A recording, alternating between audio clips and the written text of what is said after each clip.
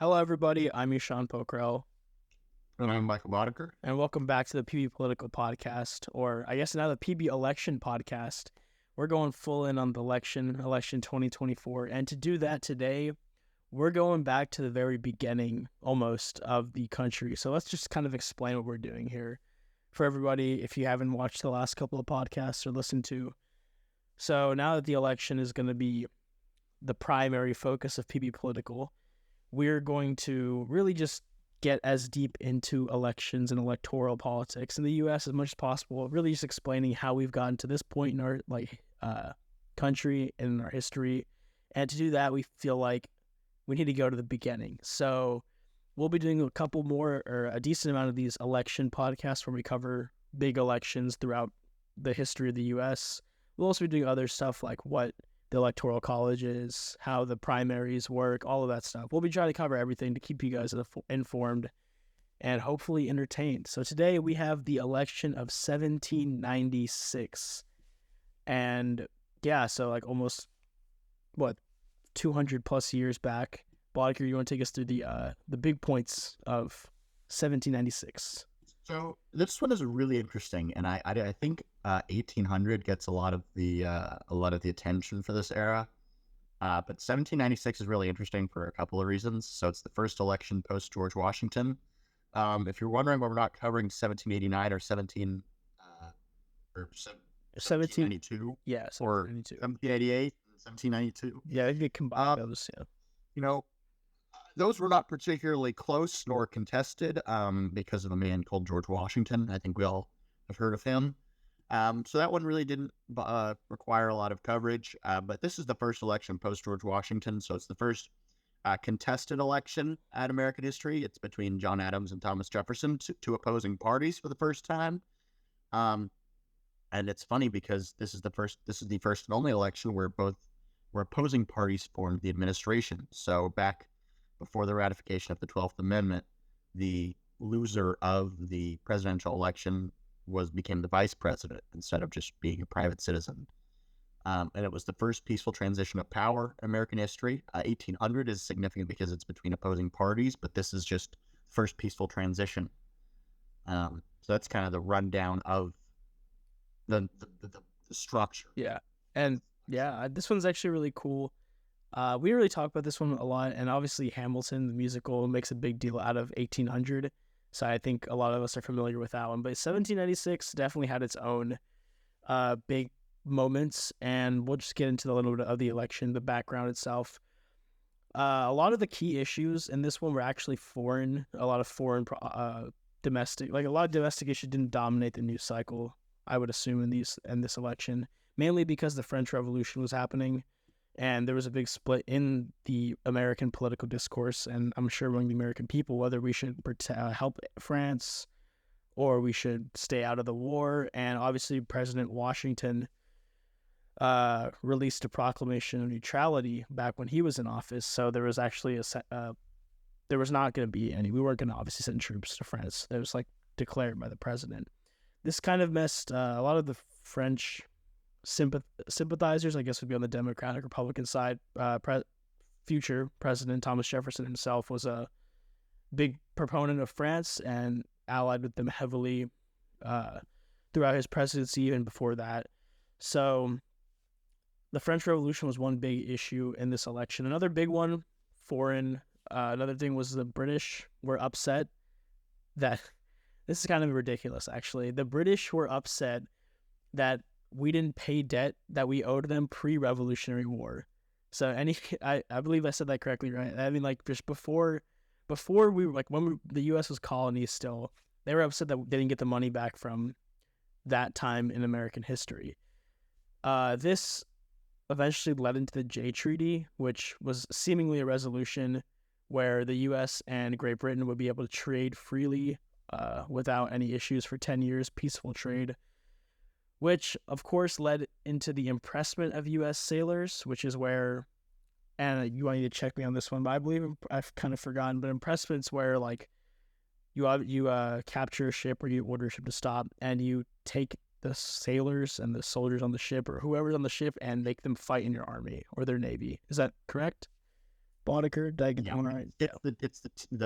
the dictionary definition is the taking of men into a military or naval force by compulsion, with or without notice. Okay, so yeah, and that is, if you guys know your history or you remember APUSH or anything, that is one of the key starters of the War of 1812, which came in 16 years later. So that was the two big foreign developments, I would say, the two biggest ones. And then another big domestic issue going on was a Whiskey Rebellion, which was a little bit before the election itself. I think it was 1791-ish to 1794. But the Whiskey Rebellion is like notable because it was the first tax on a domestic product that the new U.S. government had imposed, and that led to a lot of rioting and protesting. Obviously, taxation was a big issue of the revolution itself. And yeah, so that was really where the scene was going into 1796. And there was also a lot of foreign involvement in this election. You can go through the foreign travails. So, and a lot of, I guess, tying this into the modern day, there's a lot of complaints about foreign meddling in American elections, and that's been a thing for I think a lot of elections in the modern day. But this has been a thing since the first contested election. There was a lot of French involvement in this election. So the French minister to the United States, Pierre Day, was an open Thomas Jefferson supporter. It's clear he wanted Jefferson to win, because he knew Jefferson was a Francophile, and I think the French thought they could have kind of a puppet figure in America to kind of promote their interests in North America. And also help them win the war, of course, yeah. The revolution, of course. Well, yeah. So there's some mutual interest there. I don't really think Jefferson would have been interested in being a French puppet or any of the, I think he still would have been strong knowing Jefferson. So this Day character leaks the contents of the Jay Treaty to the public. Everybody gets angry. Everybody's like, what are we doing? And trying to influence the election. I think this worked much more in Pennsylvania, which was kind of a swing state. And Jefferson barely won that by a couple hundred votes. But it didn't quite work as well in Maryland, where the split was, I believe, 7 for Adams and 4 for Jefferson. Yeah. So there were some mixed electoral results, but definitely some just straight foreign involvement in this election trying to win it for Jefferson. And obviously, again, like we said, Washington was very adamant of not only staying out of wars that we can't really fight in, like, for instance, here, the French Revolution, but also he really wanted to keep foreign nations out of American elections. And this obviously has present-day connotations, both from us, as we obviously meddle into other countries' elections, but also we have elections meddled. There are foreign nations, foreign actors meddling into American elections. Probably every country in the world is trying to get into U.S. elections, and I'm sure we're trying to get into most countries in the world's elections as well. And obviously we have. So a lot of foreign policy in this election, more than I expected. I'm not an expert on this election, I must say. I always kind of evaded this one because, again, 1800 is a big one that everybody talks about.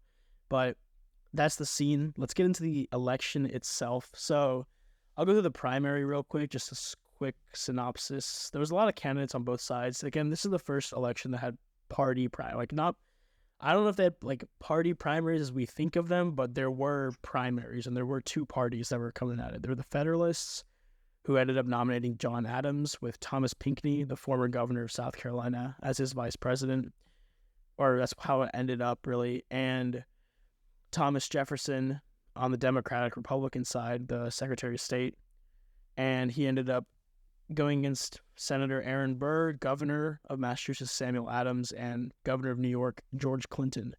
So Jefferson won the primary. Obviously, Jefferson and Burr ended up kind of being the vice presidential ticket just because they were the top 2 in their primary, and Adams and Pinckney were the top 2 in their primary. However, that's not really what happened back then. So Adams did end up winning. He ended up with 71 electoral votes, while Jefferson received 68. Adams won the northern part of the U.S., so Massachusetts, Vermont, New Hampshire, New York, Rhode Island, Connecticut, Delaware, Maryland, and New Jersey. He also won 1 electoral vote in Pennsylvania, Virginia, and North Carolina.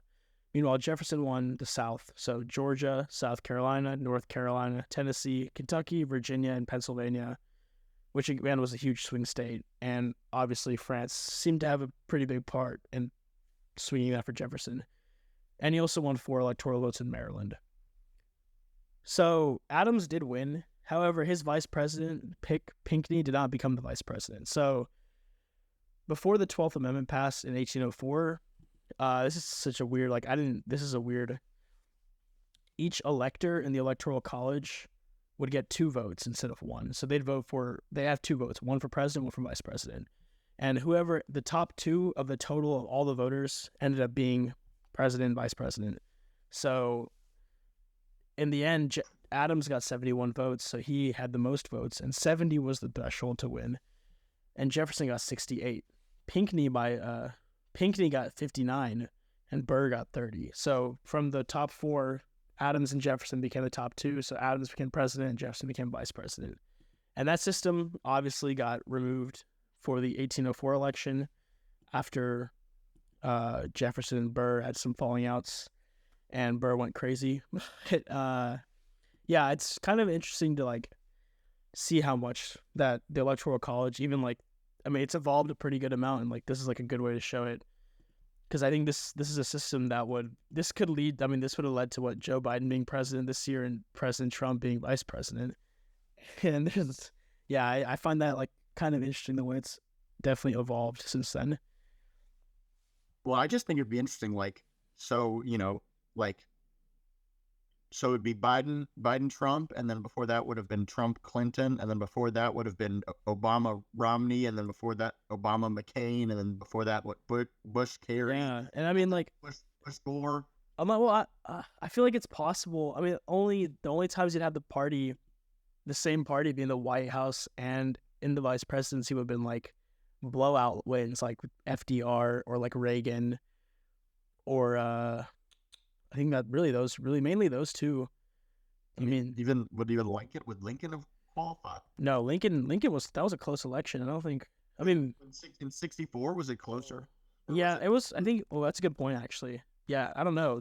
But the point being, there wouldn't be a lot of continuity in the White House and vice presidency, which is interesting in terms of the policy passed by if you're a Republican, you have a Democrat as your vice president, what kind of policy can you pass? And also, I feel like centrism, or I'm interested to see what the modern implication of that would be. I think also I'd actually give the vice president much more sway. You'd have to I think more senators would be running for president, and because if you're the president of the Senate, the vice president, you can actually be meaningful if you're a split party. If you have a unity, or not even unity, if there's a split party top of the executive branch, then the vice president, there's a path where the vice president is more powerful than the president, which is in legislation at least, which is very interesting and something that I don't think will happen ever, unfortunately, maybe for American politics. But I think it's a fun thought exercise, and it's something that I think a lot of people should just have kind of forgot about. And even think about how it will work for majorities in Congress. You have a Republican majority with a Democratic vice president or Republican president, or maybe there'd be more infighting. I don't know. Maybe it'd be worse. I don't know. I think there would be a more of a forced because you have to, if you want to get anything done, if you want to get reelected, you're gonna have to be bipartisan. Think about it though, technically the vice president, unless it's in the Senate and it's a tie, the vice president has no actual voting powers. Yeah, so he can't sign the legislation. So I guess if you have a full party majority, and you have the party in office, then the vice president's thought on it doesn't matter. Maybe, but also I guess that would be the good thing of having politics. If the Senate is close, and you're gonna just make your vice president mad by just greenlighting everything without him thinking about it. Yeah, or just having that would be the good thing of having a senator that would become vice president, because that way they'd know the Senate. If there's an experienced senator, if Richard Shelby became vice president for President Obama or something, then he would know all the senators, and he was one of the most respected members of the Senate. So I don't know. It's something fun to think about. Obviously, it hasn't happened since, of course, and we'll talk about the Lincoln elections later on. But obviously, Abraham Lincoln ran a unity ticket, which kind of backfired in the end, but it was definitely, I don't think it was a nod to this, but it was an interesting callback to this election itself. But that's the election in general. Let's get a little bit into the Adams administration, so we don't just talk about the election without mentioning President Adams. at all? Bodeker, take it away. So I also think, though, that one last point about the election. This is the first election where we start to see the regional divide between North and South. That's true. Washington elections were so not I mean, they were so uncontested that you couldn't really make note of what are the actual voting priorities of the respective regions of the country. This is the first election where you start to see, and back in those days, the Mason-Dixon line was a little bit more electorally notable than I think it is now. I mean, I would say Virginia and Alabama or Florida have very different electoral priorities. It was a little bit different back in that time. Yeah. With how we considered North and South. Yeah, it just was like anything pre Civil War Reconstruction. I think there's a lot of the regional divide is much heavier. Even like going into like, obviously, because I mean, black people couldn't vote then, so it actually kind of like negates a lot of the population. But the regional divide, yeah, I think it was something that was very strong then, and Jefferson couldn't get over that, I guess, in the end. But I don't know why they'd be supportive of France so much down south. Kind of interesting to me. I don't know. That's because the South are also known to be more pro-British, right? Yeah, I mean, a lot of many more loyalists. I think so. I mean, everybody says that Southern accents come from British accents, which is kind of true. Living down here, it's kind of true. But yeah, I don't know. I'm not sure. There's a lot of interesting things in these early elections that definitely should be looked at, I'd say. But yeah, that's how did Adams fare? How did Adams fare? All of this happens. Adams is president, Jefferson's vice president. I don't know how you feel about this, Eshan, but I don't think history looks too kindly on Adams. I think especially in recent years, he started to get a little bit more hate, I would say. So Adams was vice president under Washington, so he already has experience in an administration. So does Jefferson was Secretary of State. Now Jefferson is vice president. Some of the main controversies and policies in the Adams administration, there was XYZ affair, which did not look good for Adams. It was kind of when Americans would negotiate with the French would only begin negotiating after they were bribed. Turns out that's not a good look. And then they're also passed the Alien and Sedition Acts. Adams's role in these is questionable. I still think it's even a little bit questionable the fact that he signed it. He says that his role probably wasn't that big, but why would you sign something you didn't agree with? I don't really know, John. It's about 200 years too late for me to ask him. But he didn't enforce many of the provisions of this, particularly the one regarding speech. It was made illegal to oh gosh, what was the quotation on this? It was really questionable. Speech about the government. Yeah. So turns out it was false, scandalous, and malicious writing against the government. Punishments included 2 to 5 years in prison and fines up to $5,000. Questionable on First Amendment grounds, I would say. And then just a lot of, especially with the Alien Acts, curbing immigration, and that's the first time we see that pop up in America.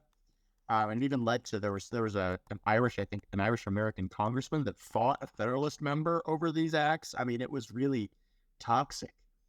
And then kind of getting away from scandal for a second, Adams is the first president he sees the transition from Philadelphia to Washington, D.C. He gave his State of the Union address in the Senate in 1800. He implemented and he's the first president to live in D.C., I believe. Yeah, I don't, so. Not necessarily in, not in the White House. Part of the White House. Yeah, but the White House isn't completely finished, but in D.C., yeah. It wasn't completely finished, so they may have lived, because I think that I've seen stories of them living in there while everything was, stuff was still, paint was drying and stuff and everything. But he also implemented a direct tax on land. It's one of the first direct taxes from the federal government. Direct taxes have a history of being incredibly unpopular in America, which led to Freeze's rebellion. This was a rebellion of, I believe he was a German-American gentleman. But basically there was a quasi-war between the United States and I believe it was France. And so this led to a budget deficit. Washington was known for running kind of a more balanced budget. Adams, not so much. To pay for all of these buildups, it needed to tax. Well, this direct tax, it was a progressive land value tax. Turns out people in Pennsylvania, particularly Eastern Pennsylvania, did not like this. They got mad. They thought it was a threat to their liberties and their churches, so Hamilton had to lead the army in. The trial of Fries would be national news. I mean, this was a wild event. And then Fries was convicted, and he was going to be executed for treason. Adams pardons him. But I mean, the rebellion, the deployment of the army, the trial, it basically killed the Federalists' hope of winning Pennsylvania. We remember that Jefferson narrowly won Pennsylvania, and so it was a swing state. This pretty much sealed the Federalist state in Pennsylvania. It was not close.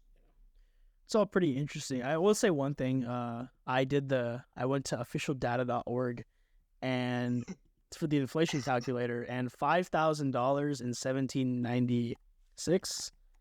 Yeah. I don't know why it's 1795, but it was. Wait, let me guess first. Yes. Yeah. $725,000. No, that's too much. It's $115,199.62. So, and again, I was gonna say, I mean, obviously, $5,000 is a lot of money back then, especially for people, especially for like, if you violate it was the Alien and Sedition Acts, right? If you're like a farmer, yeah, that money's not coming. So there was, I think everybody, and you asked me if Adams is looked at pretty favorably. I would say no. I think a lot of people aren't really fans of his. I mean, obviously, some of like the money stuff. I mean, obviously, you have to scale up the economy, and there's a lot of things like spending the money, especially that early stage of the Republic, makes sense. But there's also a lot of stuff. I mean, he made a lot of wrong moves. I mean, I don't know. There's a lot of it's bad. Part of me feels bad for Adams, though. You have to follow George Washington, the most famous man in the history of the nation, even to this day. That's true. It's such a tough act to follow, and I don't think he was the man to do it. Well, he definitely got the vice presidential post. But I think a Jefferson presidency would have been really interesting. But then the question that raises is, how does that move up the timeline? So yeah, Jefferson would have been done in 1808 now instead of 1804. 1804 instead of 1808. So how does that work for the election of 1808? 1804. I don't know. Madison come in? Then who's the president for the war of 1812? Is it Monroe? I mean, how does that? Yeah, no, I mean, I think Adams, but also Jefferson's regarded as one of the more objective. I mean, obviously, there's a lot of people have a lot of issue with this personal, and we've talked about the reflect. Just looking back on past, the lens. And we still got another at least election or two to look at Jefferson, because we're going to do 1800, 1804, maybe not as much, but 1800. Yeah, for sure. We're definitely doing 1800 next week, but just even like without like, I think Jefferson is, in my opinion, one of the better, more successful presidents. You can say what you want about him, with all of his personal things, having like a plantation, all of that. You can say that. On the matters of policy, he was one of the more successful presidents, I'd say, maybe in American history. I would say he's a top 10 president. I probably agree. I mean, the things he did ended up being huge, but also I think there's definitely a part of future President Jefferson that looked at John Adams' presidency and definitely learned what not to do. Not to say that he would do any of these things. Maybe he would do some of them, but obviously he had a different ideology and just a little different worldview. I think a lot of the reason he was successful is because he saw President Adams fail at such a, I would say fail. I don't know. Maybe that's harsh. I think that Jefferson definitely learned a lot from Adams' shortcomings. We'll say shortcomings. And I think that made him... You call it a success? I don't know. No. I'm not going to call it a success. Yeah. His presidency was not a success. I don't think that's... I mean, you didn't even mention... I've cut you off when we're talking about more good. Yeah. There's a lot of... I think Jefferson just learned a lot from President Adams. And again, I personally think Jefferson is one of the more successful presidents. Just on like for what he did for the like culturally, I guess. Like even now, people regarded Jefferson as one of the more popular presidents. And yeah, let's get into the last part of Adams' presidency, which everybody has opinions about. So the midnight judges. So turns out after the election of 1800, there were Adams really needed to cement his legacy, and we even see this in the modern day. How do you cement your legacy the most with the way that we have our judicial system set up as judges?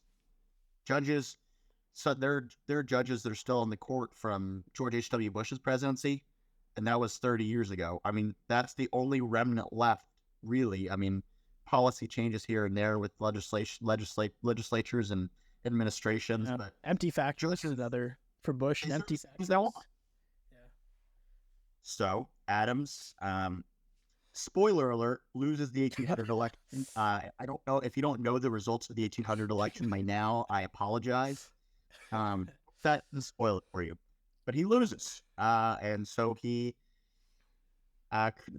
Congress approved the Judiciary Act of 1801, which creates a federal appeals court between district courts and the Supreme Court. It also reduced the size of the Supreme Court from 6 justices at the time to 5. It was done in order to deny Jefferson the chance to appoint a justice until 2 vacancies occurred. And so as Adams wanted to fill all these new positions, they began calling them midnight judges. And many of these judges lost their positions when the Democratic Republican Congress, the next Congress, approved the Judiciary Act of 1802, which destroyed all of these newly created courts. So then Adams also nominates John Marshall for the Supreme Court. And Adams is quoted as saying, "My gift of John Marshall to the people of the United States was the proudest act of my life." Adams nominates Marshall. Marshall serves on the court for 34 years. So like we mentioned with like Clarence Thomas being the legacy of George H.W. Bush, John Marshall is a 34-year legacy of John Adams. Yeah, and you can see, just to interject, you can see a little bit of this, what you were saying about like presidents' legacies being in the judicial system. Even like President Trump, he's campaigning right now for 2024. One of the biggest things he argues is, I got it done, meaning he appointed judges that ended up overturning Roe versus Wade, which is like a 40, 50, 60-year fight now for the Christian right and a lot of like religious right characters. Characters mean people. So, yeah, I mean, judicial appointments are everything to presidents. And President Trump, I will say just one more thing about the modern era, was very smart in appointing a lot of judges. Like, he did not mess around. And I think that's something that President Biden kind of realized when he got into office. He started appointing a good amount. And obviously, like Justice Breyer retiring, I think more people realized what the court can be if you want to politicize it, which I would say has been politicized over the last, ever since 2000, really, ever since Bush versus Gore, which we'll talk about later on. Presidents are starting to realize that the court is really where they can get stuff done that lasts. And I think that's something Adams realized, like you were saying. Yeah. So, and then there's 2 other smaller issues which are really interesting. So Adams was he disliked slavery, refused to own slaves. So in 1800, he signed the Slave Trade Act of 1800, which restricted international trade of slaves, and Adams signed it into law. So Adams we're already seeing this regional divide versus abolition and anti-abolition. And then additionally, the Logan Act is signed. So George Logan was a senator at the time who was negotiating with France. And this turns out people don't like when a normal citizen just goes over and negotiates with foreign governments. Turns out not cool. So that the intent of the Logan Act is to prevent unauthorized negotiations with foreign power, wherever, from undermining the government's position, which I think is probably pretty smart. And we've even heard of the Logan Act in the modern day. I don't remember the situation of the Logan Act, but we've even heard of that even today, 225 years later. Yeah. Marbury versus and that leads all into the Marbury versus Madison case. And so Marbury, and we'll get more into this in the 1800s. Yeah, there's a lot of things. I think we'll cover that as well. But yeah, Marbury, one of these midnight appointments, they refused to deliver the commission. Well, you have to deliver the commission, and then John Marshall says, "You know what? I'm going to surprise everybody." Turns out, the court just has power to say things are unconstitutional. Everyone's like, "Oh, well, that was not what we were thinking was going to happen." But okay. Yeah, so this is where people really started to realize, and I don't think they took really as much weight into the judicial system, especially after Marbury versus Madison. That's where people started realizing, okay, the court can do something, and I would say this is probably the first modern election, just in terms of how it got politicized. Just like, I mean, obviously this is the third election in American history, but this is like, you can see the roots of politicization. I don't know. You can see the roots of it coming in now, and obviously with like gaming judges and like this is like a fierce, like pretty foul election, I would say. Like candidates were going after each other. This was definitely one that at a very base level has, you can still see the effects of in today's politics. I think that's everything. This is fun. Like we thought of this idea last week. We're both really big like political history. This is like I'm excited to do. We're gonna do the election of 1800 next week. Next week, that one's something that's something that hasn't happened since then. It's like a somewhat of a one-off. But we did a third-party episode last week. Hey, maybe the situation in the election of 1800 could happen in 2024. Who knows? Oh, one more thing. This is really interesting. So Adams is fourth State of the Union in Congress, in the Senate chamber, was the last annual message of a president for the next 113 years. So we forget that the State of the Union tradition ended. Huh. Okay. Interesting. I didn't know that, actually. My favorite president, not Woodrow Wilson. Yeah. Spoiler alert, by the way. Yeah. Wilson. I don't even know if we have a Wilson. I don't know. We'll figure out the timeline. But yeah, no, I forgot. I didn't even know about the State of the Union thing. Yeah, it's so interesting. Adams's presidency is interesting. I wouldn't say it's notable. Yeah, that's a good way to describe it, I would say. That's a good way to... I think that's all the content we have, honestly. We're going to be back next week, like I said, with the election of 1800. If anything happens in the 2024 presidential election, I'll hop on an emergency episode throughout the week if anything big happens. But we'll sprinkle in some updates while we do this series throughout the next couple of weeks and months. Hopefully you guys enjoyed this. I know this is a new direction we're taking, but like I'm really excited to do these. I think you are. Shout out to first one-term president as well. Oh, yes. First one-term president. We didn't even like look at how many there have been since. There's been a lot, but hey, if you're unpopular enough, and we'll talk about it in 1800. If you're unpopular enough, the president and vice president on the other side will get more electoral votes than you. So, yeah. Thank you guys for listening. PBPolitical.com. New stuff coming every couple of days. New stuff on the Instagram. TikToks. We're going big on TikTok. We're going to be everywhere. We want to cover the election to make it the most nonpartisan, best way of coverage for you and your family and your friends. Share the website, share the Instagram, share the podcast. Thank you all for listening. We'll be back next week. I'm Eshan Pokhrel. I'm Michael Bodeker. And goodbye.